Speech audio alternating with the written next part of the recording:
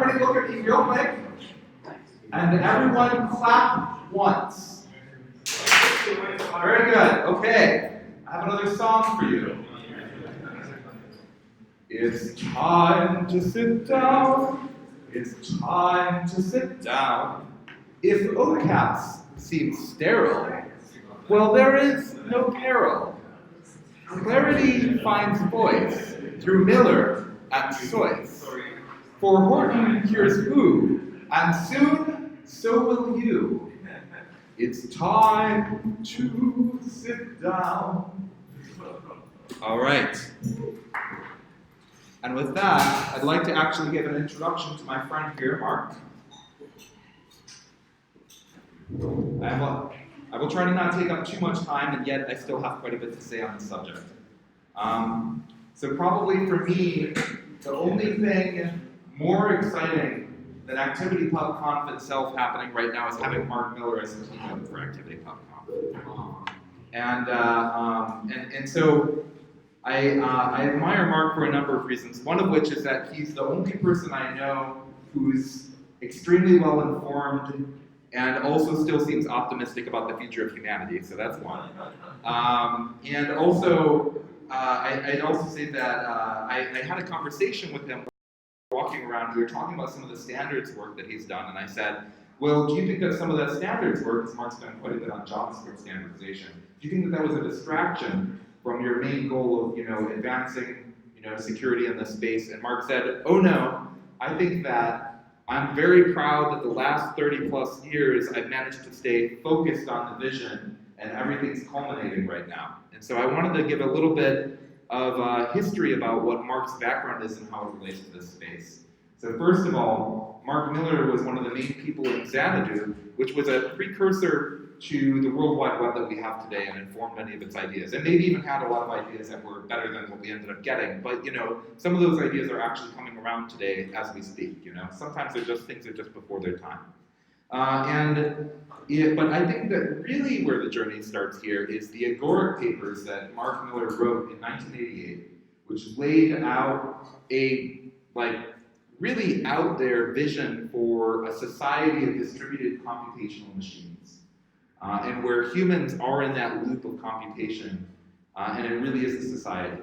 But my understanding is Mark didn't know how to build that society of computing machines when he first wrote it. Is that correct? That's correct. And so, he ended up learning that through his friend Norm Hardy, who introduced him to the idea of object capabilities.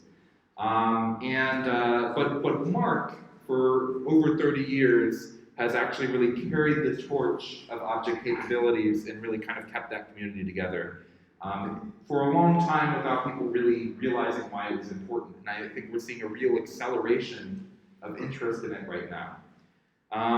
And another thing that's very relevant, I showed that video, that dancing guy and that other guy's face, yesterday, and that was Electric Communities Habitat, which was a distributed online virtual world that allowed for secure collaboration in the late 90s. And those ideas, as I said yesterday, survived in the programming language E. When I was first told about E, I was already somewhat interested in OCAPs. My friend Ashish Laroya, who was working at Sandstorm at the time, said, yeah, but everybody who's really interested in OCAPs is really excited about E. And I tried looking at the E website, and I was like, what the heck is this thing? And I could not make sense of it initially. And it really took until we met in person, and Mark patiently explained a lot of ideas and drew out some of the things and said, you need to see these things animated. And you're going to see some of Mark's animations of these things live to really make sense of it. Aside from that, if all of that seems too abstract from you, you actually use Mark Miller's work every day, because Mark has really been pivotal in the extraordinary accomplishment of making JavaScript the only language that's gotten better over time rather than worse. And a lot of that is because many of the good ideas in JavaScript actually came straight from E. For example, promises in JavaScript are straight out of E, and many other things as well. And there's more things on the horizon that are really kind of have been bubbling up, that have been there in the background that are just starting to hit the community. And Mark has also been heavily involved in the development of WebAssembly, So you use a lot of work that's directly tied to the stuff Mark has done every day, whether you really realize it or not. Now Mark works at an organization called Agoric, which describes itself as the leader in smart contracts, and it really is a leader there. But I think a lot of people in this community probably have a misunderstanding of what smart contracts is, because due to Ethereum, most people parse smart contracts as being code that runs on a blockchain. But it's not quite that. It's really about enabling secure collaboration between untrusted entities online, and the work precedes blockchains by about 25 years or so. Meeting Mark in person was in many ways really a life and career changing event for me. It really set a new track along the things that I thought was possible. I was interested in object capabilities, but in many ways I often dismissed them because I thought all these ideas look really good on paper, but they're not usable. And so I kept coming up to Mark and saying, yeah, OCAPs are really great, but it can't do this thing. And Mark would say, oh, we actually already figured that out. Here's how to do this thing. And I'd be like, oh, okay. And then I'd be like, okay, yeah, but they can't do this thing. And then Mark would be like, oh, we figured that out. And I'm like, oh man, okay, this next thing solves another 10 problems I had, and I didn't realize it. Okay, you're right. And that was kind of a long series of engagements, and Mark was very patient with me in my exploration of that. So one of the biggest ones of these things, for those who know, object capabilities are about reference or possession-based authority, the same way that your cars, historically at least, didn't care who was driving them. It was whoever had the key was able to turn it on and make it run. But human beings care a lot about identity. Who do you decide to give a car key to? And oftentimes that decision is based off of an accrual of identity information in your mind.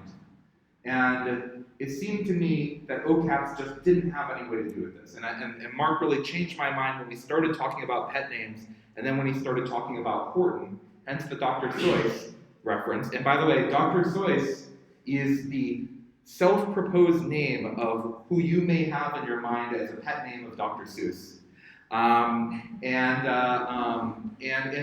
it turns out all of these ideas can tie together, and when we tie them together, it actually opens us up from some of the things that we really didn't know that we could do before. And we have an opportunity to expand far beyond merely the kind of social network stuff that we've seen in Web 2.0 land, of Twitter and Facebook and stuff like that, to something way beyond that. But we're going to need the ideas that Mark and his colleagues have been working hard on in order to be able to do that. So with that all in order, I'm going to hand the microphone over to Mark. Oh wait, no wait, I'm not going to hand over the microphone to Mark. I wanted to say one more thing. This is a real personal request. So when Morgan and I often sit down, what we do for fun in the evenings is to sit down and read and drink tea, because we're boring people and we like being boring people, right? And you know, we both choose our books. Very frequently, this is the book I end up reading. Do you recognize this? Can you say what this book is? This is my PhD dissertation. Can you read out the title? I've got to say, the number of people who recreationally sit around reading dissertations is probably fairly small. Robust composition towards a unified approach to access control and concurrency control. So here's where it's really selfish.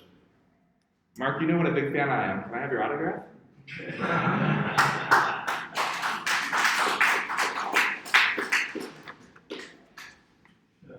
Anyway, it's good. But let's keep the water out of it. We get some napkins.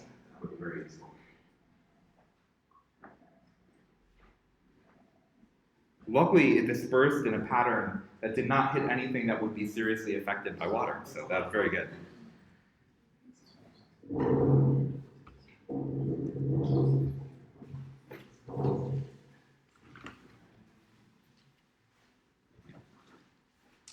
And see, him signing, perfect, because it gave us a chance to be able to clean up the water, so, you know. How strategically we pre-planned that. Yes, that's right. Well, OCADs are all about being able to prepare for making plans together and even being able to deal with the limited amount of damage when plans go awry. So, Mark, please give us, I don't know what else to say. Give us some information.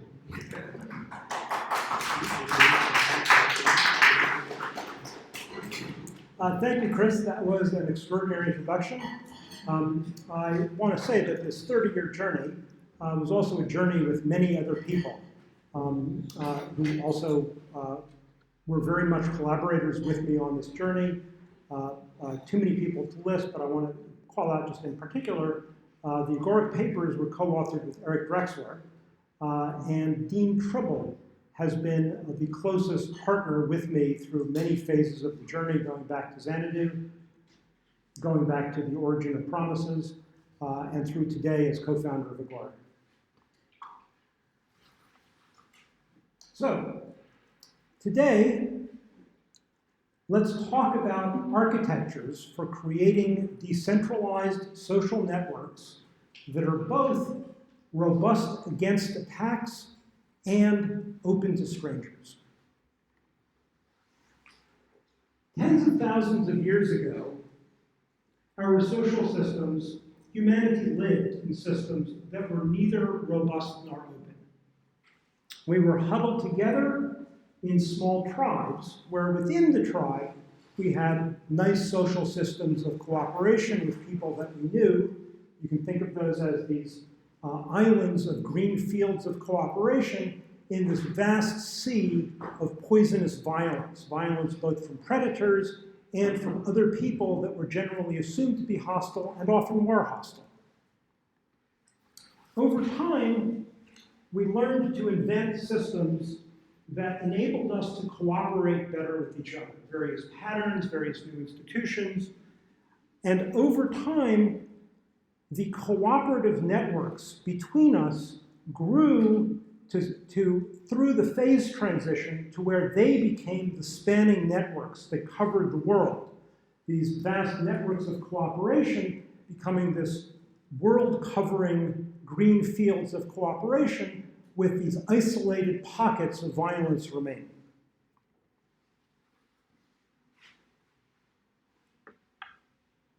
And it's very surprising to people to understand actually just how cooperative the world has become, and in particular, how nonviolent it has become. We're all very aware of how violent it remains, but when you actually do a good comparison with history, today our world is extraordinarily less violent than it's ever been.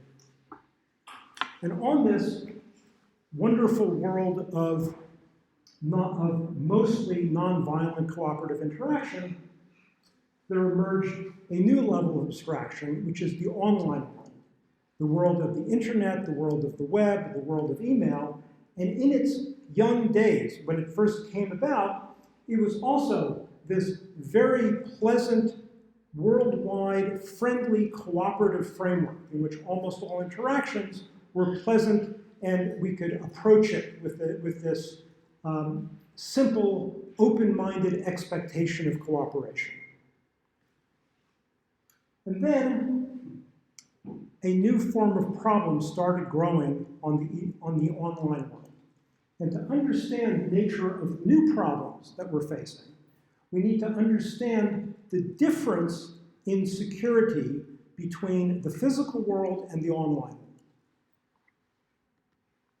And one example that many of us might remember is in the physical world, we always had the problem of junk mail, where it was a perpetual annoyance. It was a perpetual annoyance we all put up with, where we would pick up our mail and then we would manually sort through and throw away all the junk mail. But it was an annoyance that we were able to put up with because it was still feasible to sort through the mail and throw away the junk mail. With the coming of email, we had many benefits, but we also had this explosion of spam. So something changed such that suddenly it became not feasible, no longer feasible, to manually sort through our incoming mail and throw away the junk. There are two fundamental differences between security in the physical world and security in the online world. In the physical world, we cannot build impenetrable walls. We can build stronger and stronger walls, but for every stronger wall, there's a stronger degree of force that can be applied to it to penetrate the wall. By contrast, in the online world, we have cheap, perfect boundaries. Our hardware gives us address space boundaries, which we use to build operating systems. Our memory-safe programming languages give us object encapsulation, and modern cryptography gives us cryptographic primitives, which are close enough to perfect for most purposes. Most breaks in cryptographic systems are not due to weaknesses in the cryptographic primitives. So, as far as just an isolation mechanism, when all you're trying to do is create a boundary, create isolation, these mechanisms are perfect. Of course, we do a lot more than just isolation, so the overall picture is more complicated.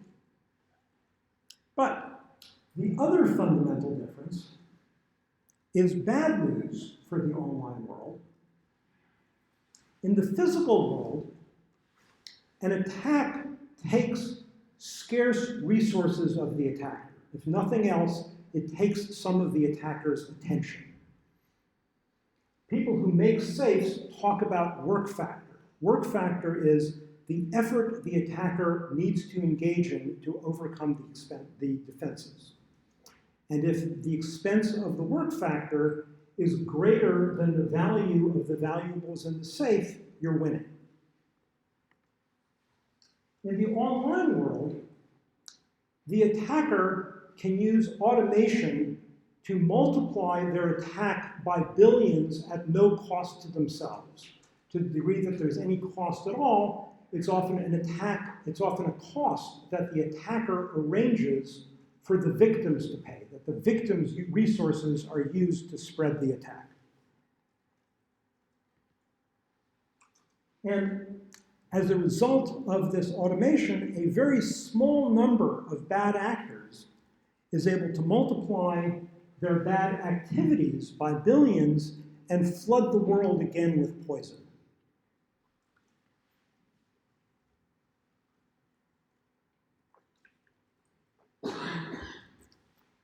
And the danger is that we react to that flood of poison by retreating back into fortresses, back into isolated communities where we have nice, friendly interaction within the community, but we're cut off from the larger world and we're not welcoming to strangers. That would be a tremendous tragedy for us to lose this sense of friendly worldwide cooperation.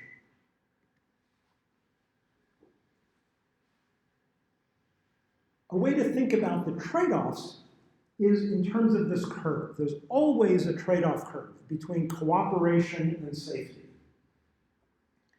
In the early days of the internet, we were all naively cooperative with each other, not knowing that the nature of our cooperation left us unsafe. We didn't know it because no one was attacking us.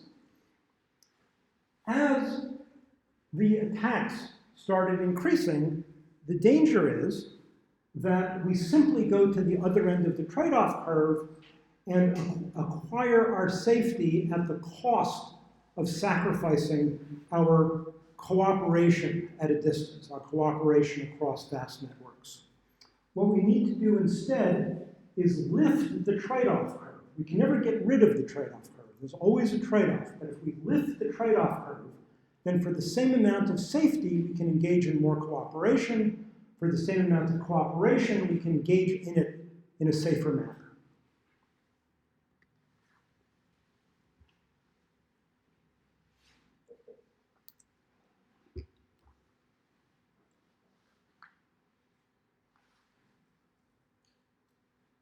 One form of unsafety that we've become familiar with is the unsafety that comes from centralized systems. And speaking here at ActivityPub, building decentralized social systems, we're aware of the dangers that come from centralization. We want the benefits that come from decentralization.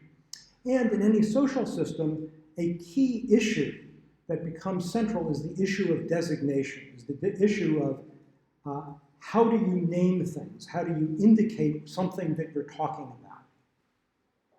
So the decentralized naming means that we cannot rely on a central naming authority, but we want names that are free from impersonation, so no one can seem to be you. If someone can seem to be me in talking to my buddy, then they can be phishing my buddy to lead them to interact with the attacker rather than when my buddy thinks they're interacting with me.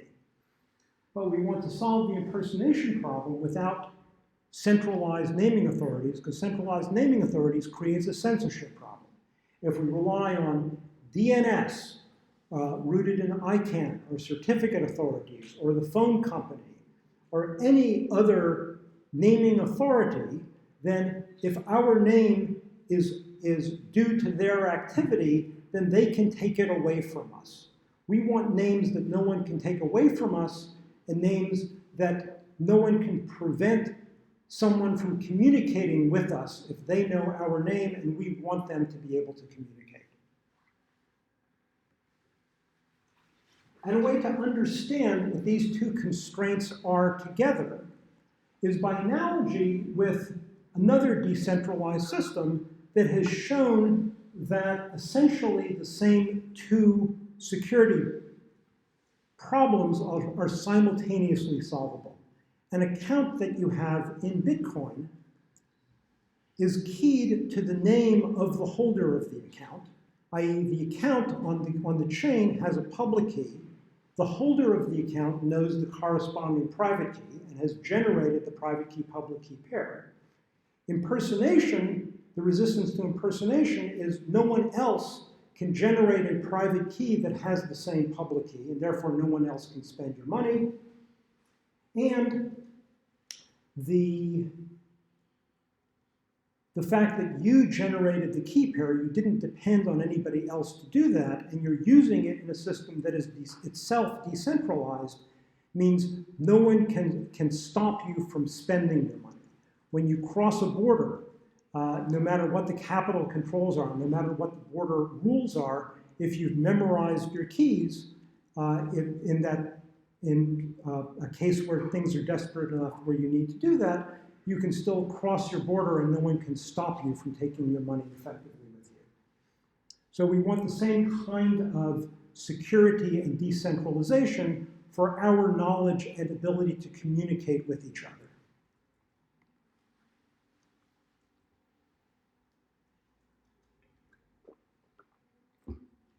So there's two fundamental safety problems we need to solve, two basic approaches to operating in a safe manner. There's, which I divide into the proactive and the reactive. Proactively, we want to be able to engage in activities in such a way that we're safe by construction, that we operate in such a way that by default we're not creating unnecessary dangers.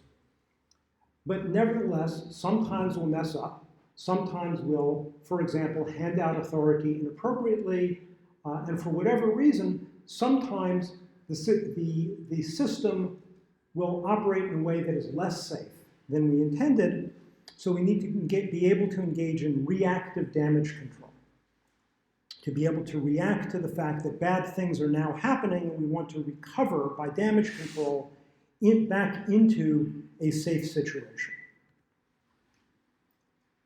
So the core of any security paradigm is its access control paradigm. And there are two fundamental access control paradigms, which are the authorization-based paradigms, for which the main example is object capability, and the identity-based access control paradigms, for which the main example is access control lists. Access control lists are the ones that you're familiar with because all of our operating systems, all the industrial operating systems that people have experienced are all based on identity-based access control. And the key thing about identity-based access control is all access decisions are rooted in the question, who are you? You perform an action, the action is tagged with your identity, and then your identity is looked up somehow, and depending on who you are, the action is either allowed or disallowed. And this has many intuitive benefits, but it also has many problems, and there's a long literature on the problems.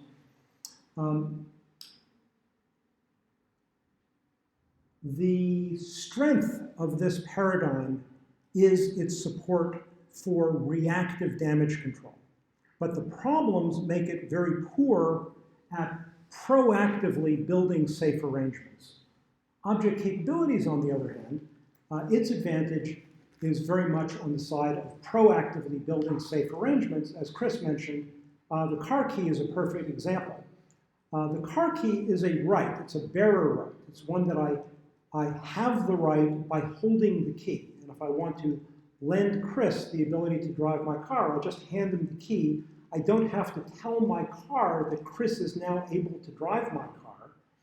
And the result is that we can delegate individual authorities in a fine-grained and piecemeal manner, in a flexible manner, and do it in a way that supports the principle of least authority, which is the principle that each agent, both other people and software agents executing on our behalf, are given the minimal authority that they need to carry out the request that we're making.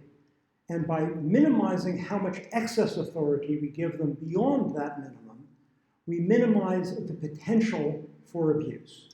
But sometimes we will give out too much authority. Sometimes we'll give authority to someone we regret having given it to.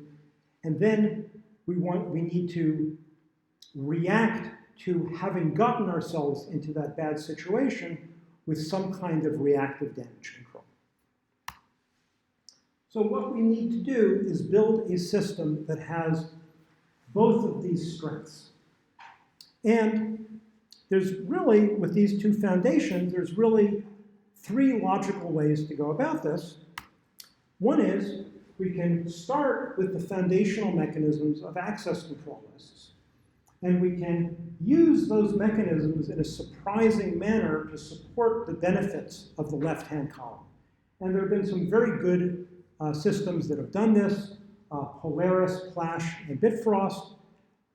And these are interesting, they're worth studying. If you're stuck with access control foundations, it's worth engaging in those techniques to use them in a safer manner. But these systems have problems under composition, they don't compose well, and they only help one more level deep, and then they stop helping. So experience has shown us that this helps, but it's not the solution that we can take forward. In the 1970s and 1980s, there were a variety of systems that engaged in what we call hybrid capability systems. This is a very intuitively obvious approach for combining both strengths here, which is just build foundations that have both the object capability mechanisms and the access control list mechanisms in the foundations. And then an action is allowed only if it is allowed both by the rules of object capabilities and by the rules of access control list systems. And unfortunately, these systems also showed problems under composition. We built these in order to gain the best of both worlds, and we did not succeed in doing that. In some ways, this way of combining the attributes gave us the worst of both worlds. So really, there's only one thing left to try, which is start with pure object capability foundations, and then try to build the attributes of the right-hand column by patterns, by creating patterns of the use of object capability foundations to get those benefits. And that's the Horton work that I'll be explaining today.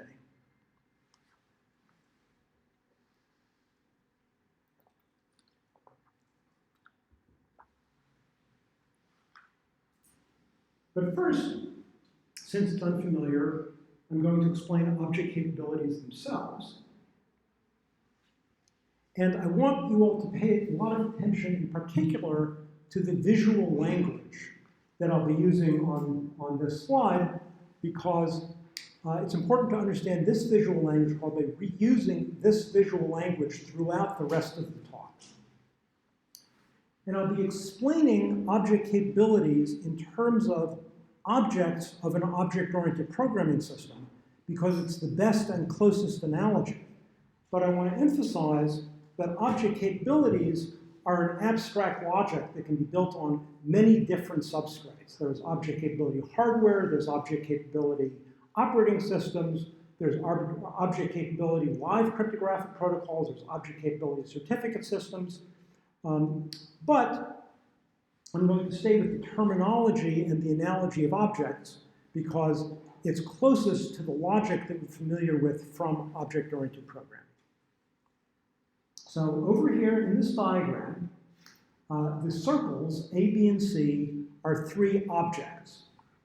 And the thin arrow are object references, are pointers from object to object in a memory-safe language where they're protected pointers, they're unforgeable.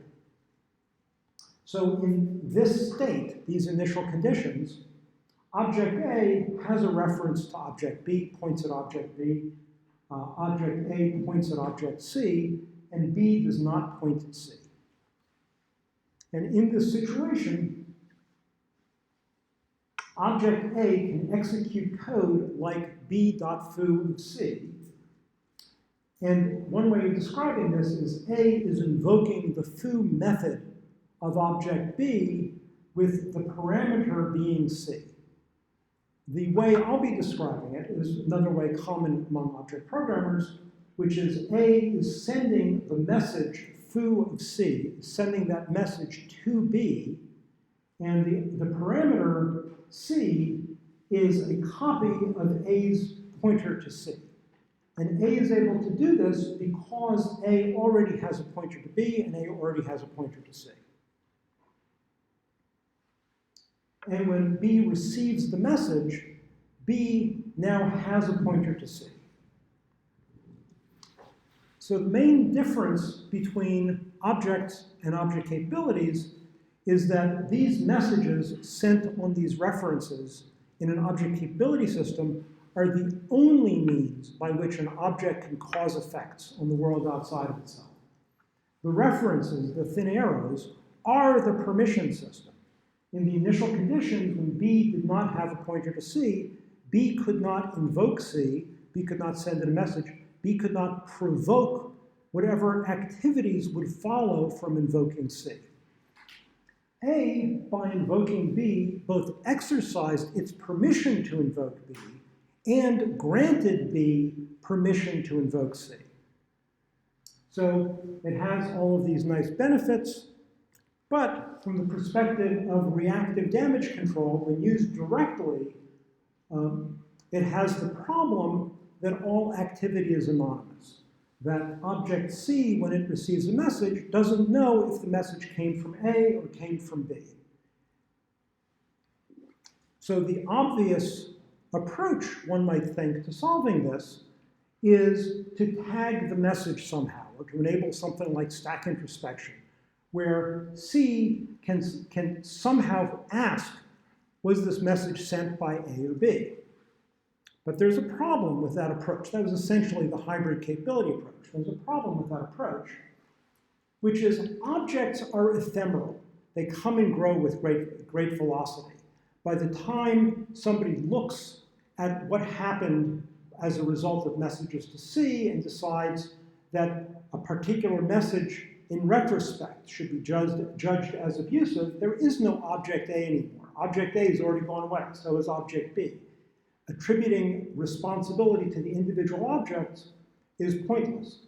But providing permission at the granularity of individual objects is what enabled us to proactively build a system that was highly safe to begin with.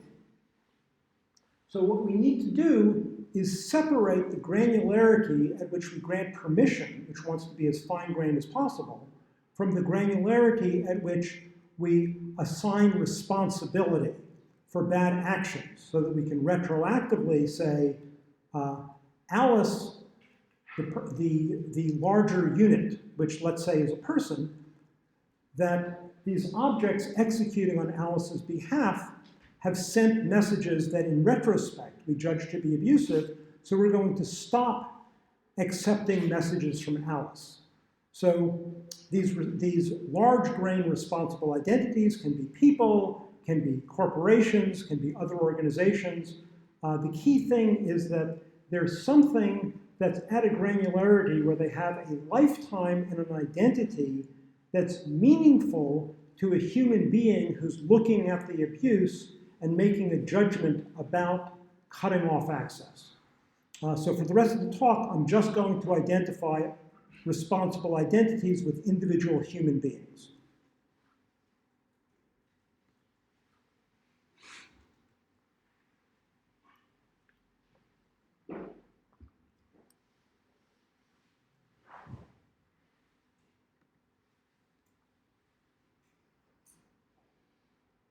So proactively, when abuse has not happened yet and no one has made any damage control decisions, we want a system that just operates as a simple object capability system in which object A that happens to be run by Alice can send a message to object B that happens to be run by Bob. So before any abuse has happened, we want to build a system in which A can act as if it's pointing directly at B, and where A, when it executes that piece of code, sends a message towards B. But what actually happens to enable the reactive damage control is that the message doesn't immediately go all the way to the object B, rather it goes to Alice's outgoing sentry. And the sentry first asks the question, this is Alice's sentry for that represents the object B within Alice. The sentry first asks, do I still make use of Bob's services? And since no damage has happened yet, the answer at this point is yes. But the sentry still records that we're asking Bob to deliver the foo message to B. Notice that we're recording Bob as the responsible entity, even though at the object level we're sending the message to B. Having recorded that, we send an encoding of the message over to Bob's incoming sentry, which first of all does the check, do I still honor Alice's requests? And since no abuse has happened yet, the answer is yes.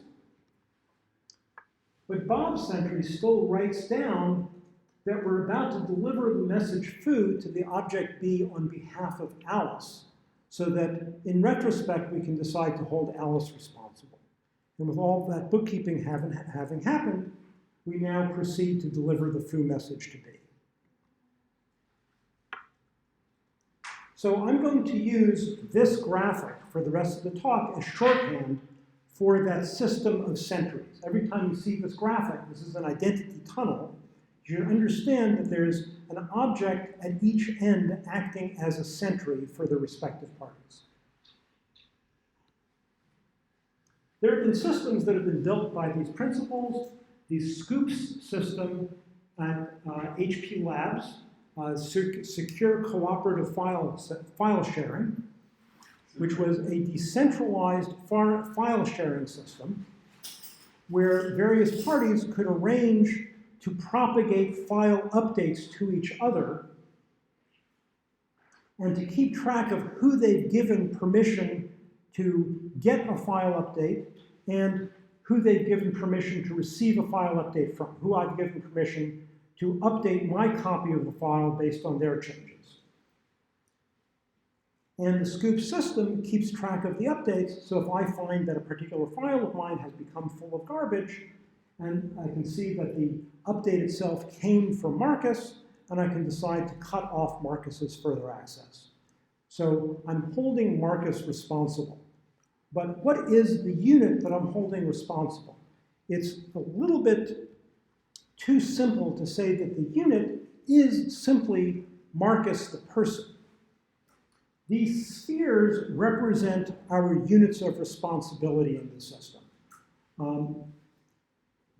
Alice the human interacts with the system by interacting locally with her software running on her machine. I'm assuming a fully federated system here.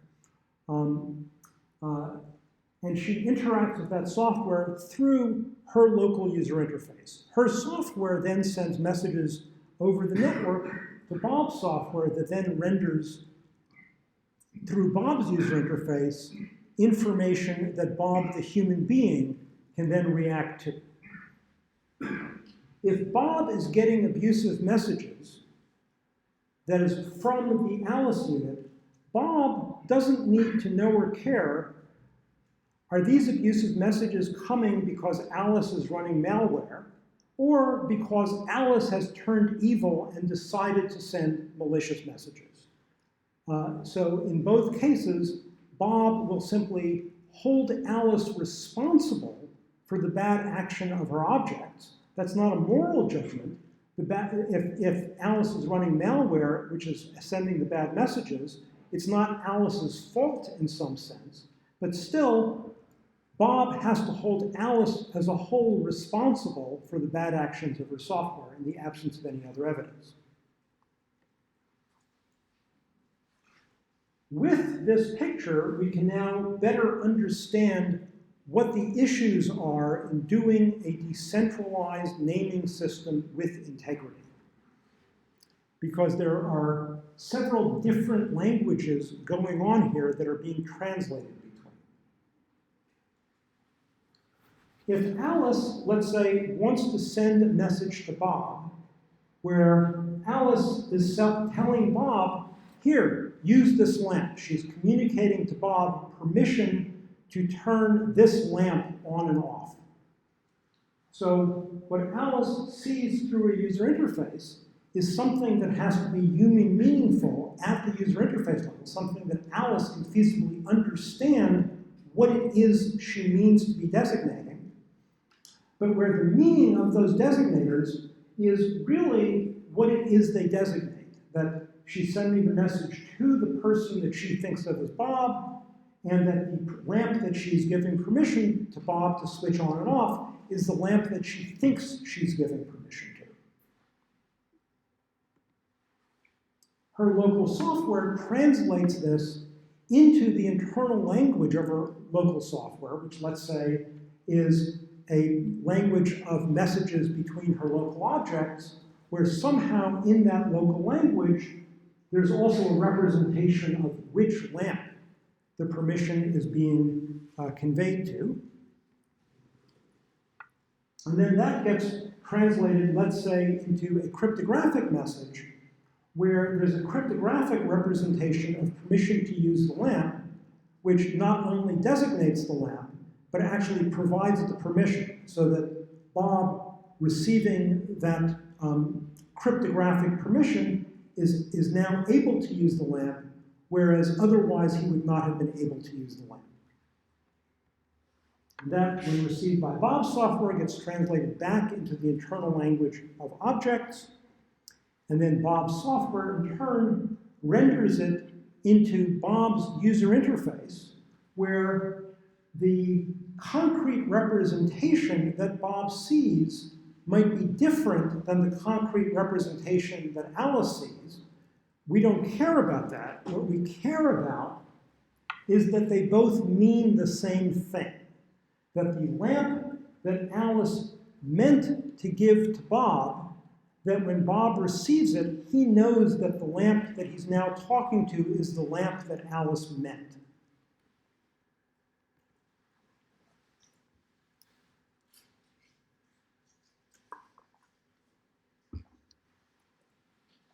So to achieve this, we need a naming system that has three key properties.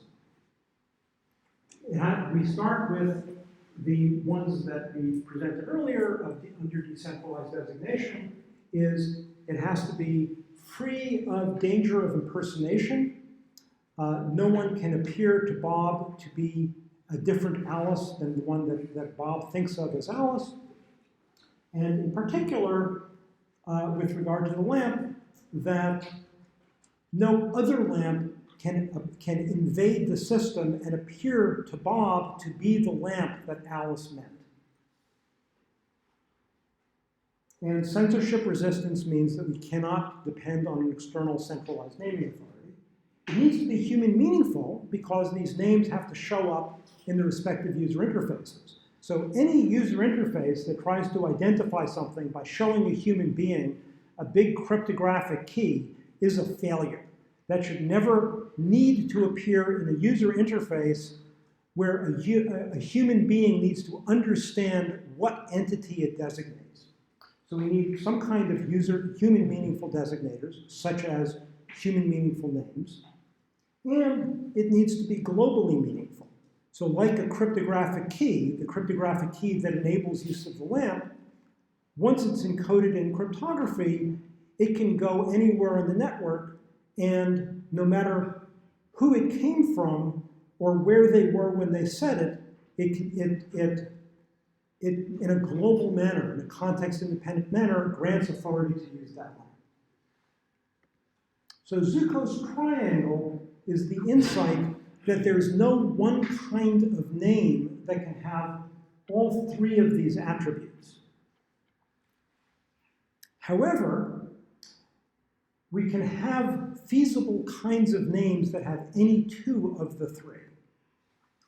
And we're already familiar, very familiar, with a naming system, where the naming system shows us how to get all three attributes by having multiple kinds of name in the naming system, where each kind of name only has 2 out of 3, but the naming system translates between these names. So we all have phones with contact lists in them, and the name that we place into the contact list is our pet name, the name that we privately choose for the various parties we're communicating with. They never, even when we communicate with them, they never know what our pet name is, what our contact list name is for them. So when Alice calls Bob, she might look up Bob in her contact list. Alice's software then translates between her contact list and the phone number. Now the phone number is a numeric address that's not human meaningful, but it still depends on the phone company, so it's not censorship resistant. But imagine that was a cryptographic key instead. When Bob receives the phone call, his software gets the phone number of Alice, and once again translates in the other direction through his contact list from the address back to the pet name. And the levels of translation that we saw between the various layers as we went from Alice the human to Bob the human correspond to the opportunities to do this translation in the system.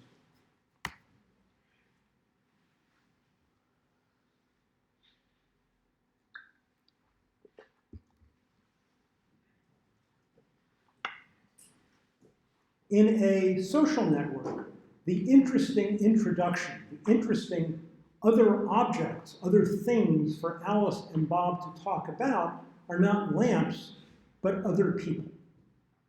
And other people themselves are also have their own software and are in the same kind of relationship as Alice and Bob. So before we get into the technical details, I wanted to mention something that happened to me this morning on the way to ActivityPub, which is I called Uber. And then something amazing happened. Somebody that I've never met before showed up in a car that I've never seen before, and I got into that car. Also, from the perspective of the driver, something amazing happened. They stopped the car, and somebody that they've met before walked up and opened the door and the driver drove off with that stranger in the back seat. Why is it that this works, and it works so well that we're now starting to take it for granted? And the reason is that Uber, represented by the radio tower in the left-hand corner, in the role of Alice, has communicated to both Bob and Carol enough information that they can authenticate each other. Now, authenticate each other, what does that mean? It doesn't mean that Carol knows precisely who Bob is, that Bob is a particular person that lives at a particular address, because it wouldn't be meaningful to her anyway. That's not the question that she's asking. The question that she's asking is this the Bob that Uber meant to introduce me to? And likewise, Bob is asking, is this the Carol that Uber meant to introduce me to? So Uber provides them enough information to authenticate each other, following which the ride happens and I arrive at ActivityPub. So what this looks like in terms of the elements in our system is that Alice, Bob, and Carol are both these spheres with a human component and an object component.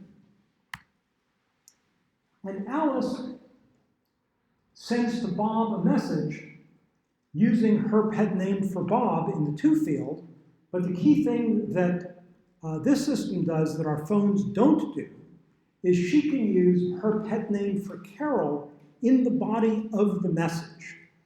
And she does it in such a way that her software understands that that's intended to be a use of a pet name, so her software knows to translate it. So she's telling Bob, meet Ms. Smith, because Ms. Smith happens to be Alice's pet name for Carol. That turns into an object-to-object message, which is sent into the identity tunnel, because the argument is over another identity tunnel that causes an infrastructure message called intro to be sent to arrange the introduction. And the meaning of that introduction message is that Alice is asking Carol to provide Bob access to Carol's object C. That's the meaning of the introduction message. And Carol might never have heard of Bob before, and vice versa, but here's Bob's identity in the introduction message. So what she knows she needs to do is set up an identity tunnel for Bob's use.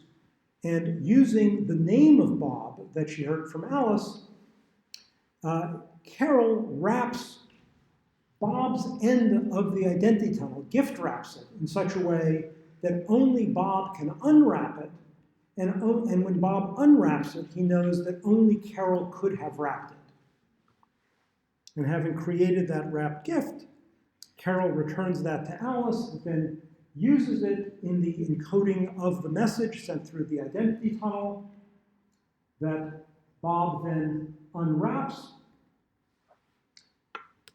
recreating the meaningful meet message, but whose parameter is now carried over the new identity tunnel by which Bob and Carol hold each other responsible for the activities that happen over that new identity tunnel.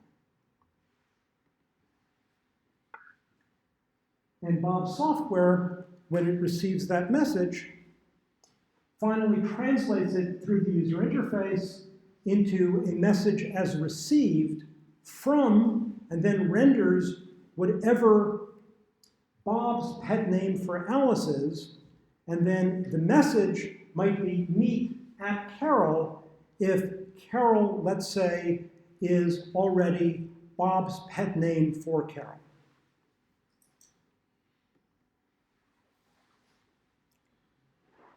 But at this point in the protocol, do Bob and Carol really know, does Carol really know that Bob is independent of Alice? Does it really make sense for Carol to treat Bob independently?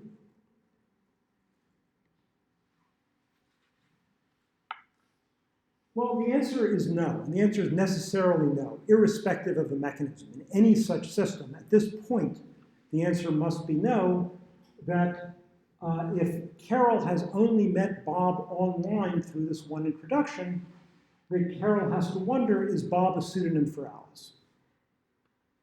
And because Carol can't tell that Bob is not a pseudonym for Alice, whatever bad behavior Bob engages in, Carol has to hold Alice responsible for it as well. It's still meaningful for Carol to hold Bob responsible and for her to do all the bookkeeping needed to do that. Let's say that Carol and Alice have a history of good interactions, of friendly behavior, so that a minor bad message from Alice would cause Carol to maybe demerit her sense of Alice's trustworthiness by one, but not to cut off access. On the other hand, if a bad message comes from Bob, well, Carol has no history with Bob. Carol holding Bob responsible means that one bad message is enough to cut off Bob's access, but Carol should still demerit Alice's access by one, suspect that Alice might be starting on a pattern of abuse, but know that Bob might be independent. And Bob has the same problem. He's never heard of Carol before. Is Carol a pseudonym for Alice? Secure Scuttlebutt is a decentralized social network based on pet names that shows us the right basic approach for dealing with this question, which is only joint introductions corroborate independence. What does that mean? What this hover is showing in Secure Scuttlebutt, let's say showing to Carol, is that all of these different people have introduced Carol to the same Bob.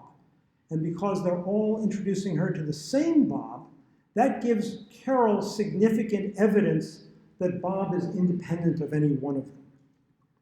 In our notation, we've gone from this situation to this situation when Dave performs a second introduction between Carol and Bob. That gives Carol some evidence that Bob should be treated as independent of both Alice and Dave. And the same introduction also gives Bob evidence that Carol should be treated independently.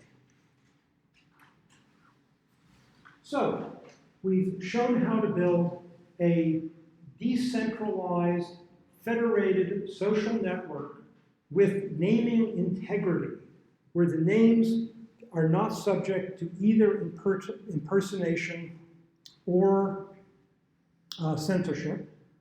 We've done it through the means that Chris Webber, I love the term networks of consent. These introduction messages are messages that players within the system have chosen to do to introduce people they know to each other.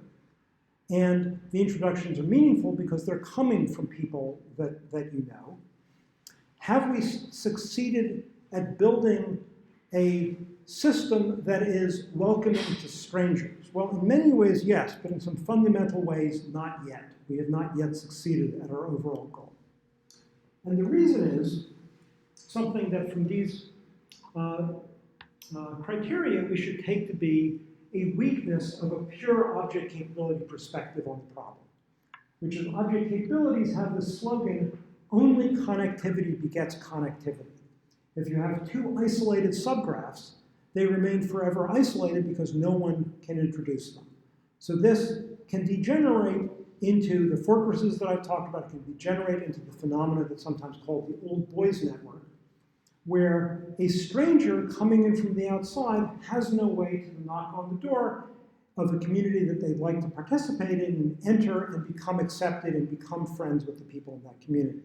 And that means also that the communities cannot become connected to each other. So we want to add a cold calling primitive, which Chris described yesterday. What I mean by cold calling is people in the network want to be able to say, here's the inbox, here's the separate inbox at which I will accept messages that don't come from an introduction. But we need to understand the danger of publicly providing an inbox in which people can cold call you, which is this picture again. The problem with spam was the lack of marginal cost, the lack of any scarcity per attack on the part of the attacker, enabling the attacker to multiply their attack by billions at no cost to themselves. The thing that prevented the explosion with the junk mail problems, not prevent the irritation, we still got junk mail, but prevented the explosion of the problem, was the stamp. The stamp is a small marginal cost per message, and for a normal friendly cold call, there's a small number of stamps that you need to spend. For friendly behavior, this is not an undue burden. But if you want to send billions of such cold calling messages, then suddenly a cost per message becomes a significant burden. There was a prior decentralized federated social network that operated with these principles called pet mail. Pet mail, as you can guess from the name, was also a pet name system.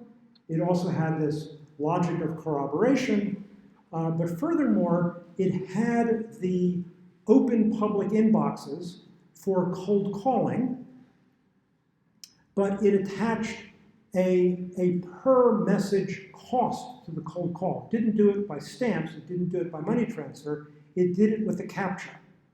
And a CAPTCHA is a perfectly fine way to cause per message overhead of the attacker if CAPTCHAs still worked. Given the state of artificial intelligence, we should certainly assume that CAPTCHAs cannot continue to work, and pretty much they don't work already. So some mechanism still needs to successfully cause a marginal cost to the attacker. The nice thing about stamps, the nice thing about money transfer, is it also compensates the victim. As Chris mentioned yesterday, now people cold calling me, if they're cold calling me with messages that I'm not interested in, well, they've paid for the privilege and I've benefited by receiving their payments. So this again is a slide from the pet name presentation, showing how, let's say, Dave in this particular social network is open to cold calling. He gets cold called by a bunch of abusive other parties, which he makes the mistake of further introducing into the network. So there's been some entry of some degree of abuse into the network.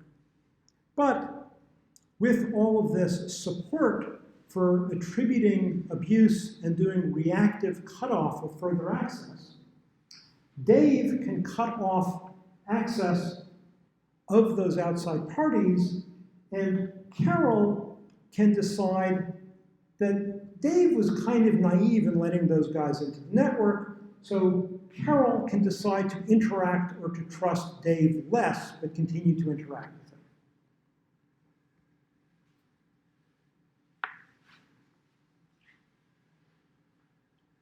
So what these patterns are doing is, again,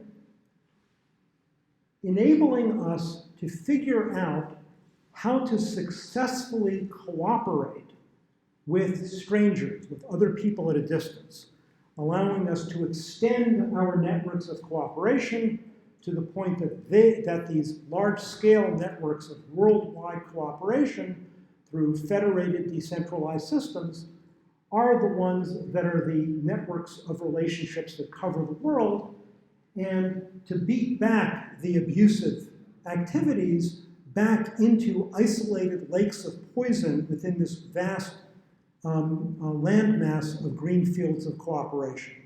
It's not a perfect solution, just as it wasn't in the physical world, where violence continued to happen.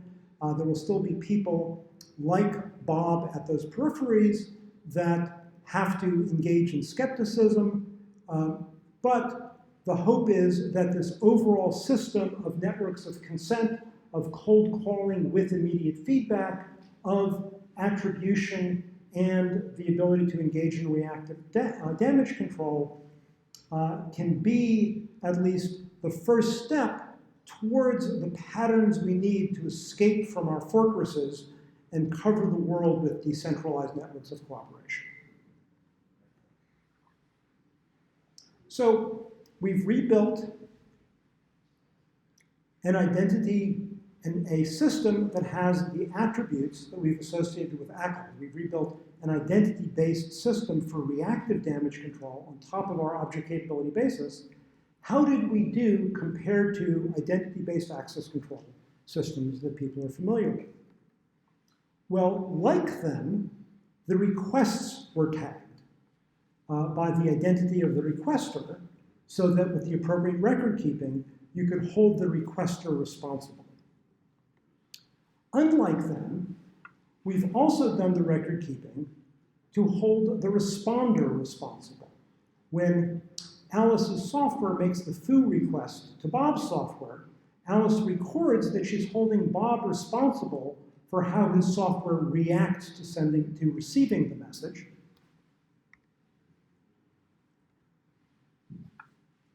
And we're assigning responsibility, we're doing the record keeping to assign responsibility for introductions. So that Carol, when she receives abusive requests from Bob, can not only hold Bob responsible, but understand the introduction structure by which she came to know Bob and can hold Alice responsible to a reduced extent for Bob's bad activities. If Alice keeps introducing Carol to players that Carol doesn't like, then Alice loses points with Carol.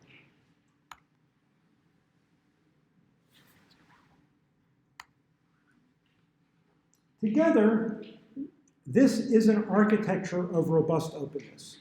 We've succeeded with achieving naming integrity with no naming authorities.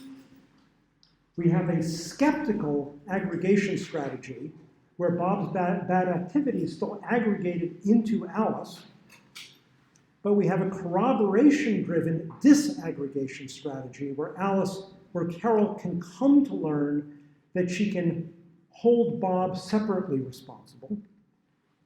And by supporting cold calling with a small cost to the sender per cold call, we have made the system open to strangers, and a stranger, once entering into the system, can no longer has that initial cost of a cold call, is now within these networks of consent introductions and can proceed to interact within the systems that they've entered into without paying further cold call costs. And now I'll take questions.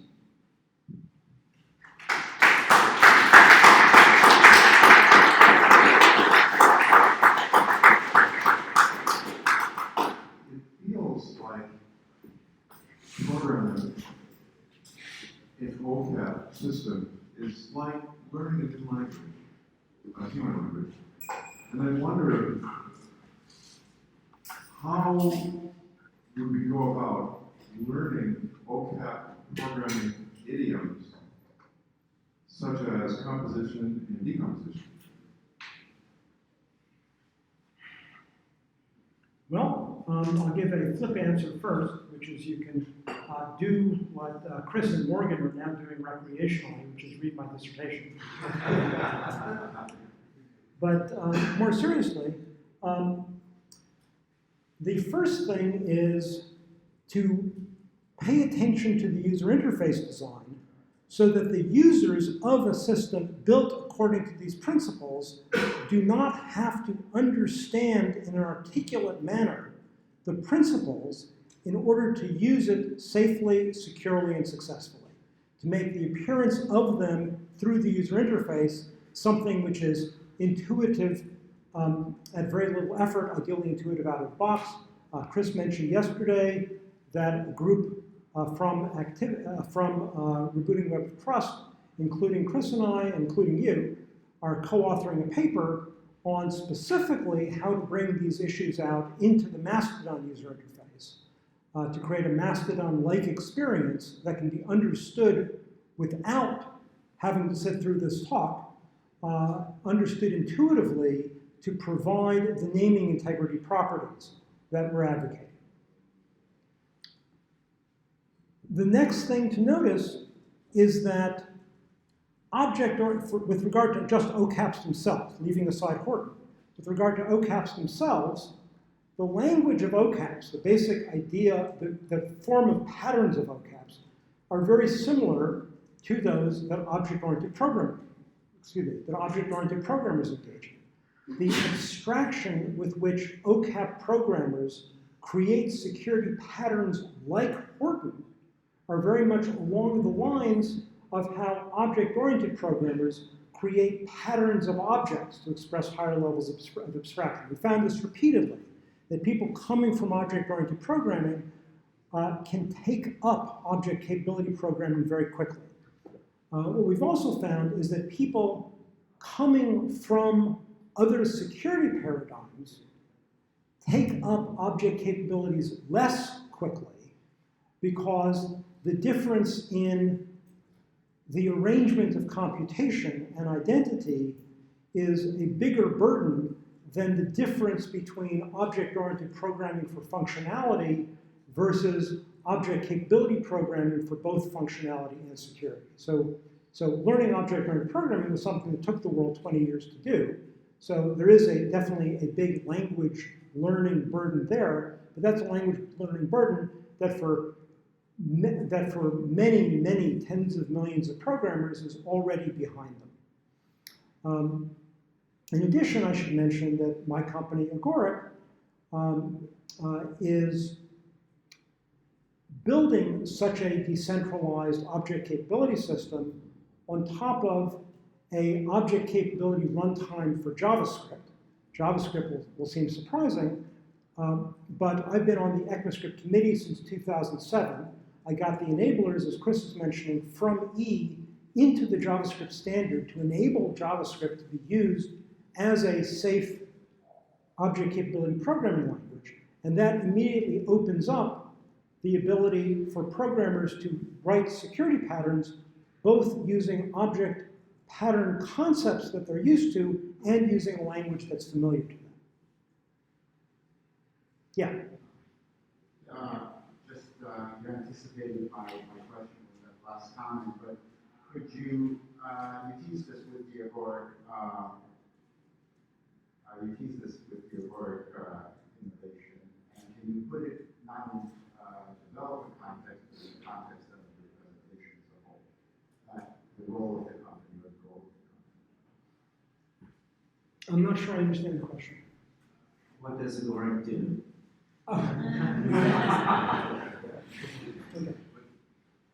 Okay. Thank you. At Agoric, we're building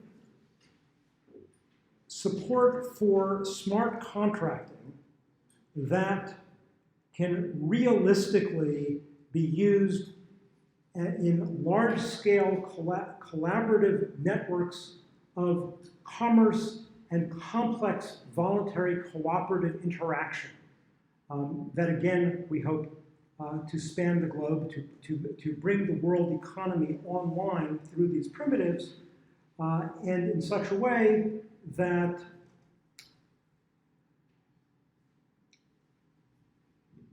we provide the benefits of rule of law to everyone cheaply.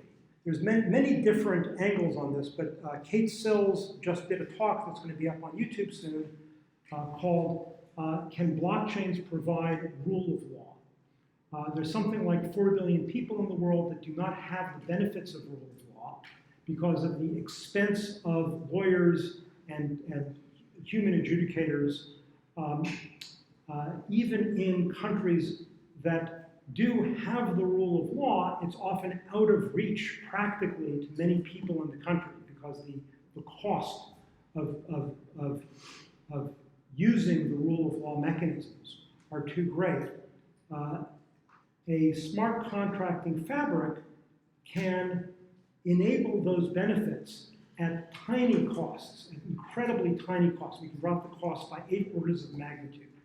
And we can make the contracts unambiguous because they're code, not prose to be interpreted by humans, and uncorruptibly executed because they're executed on computers that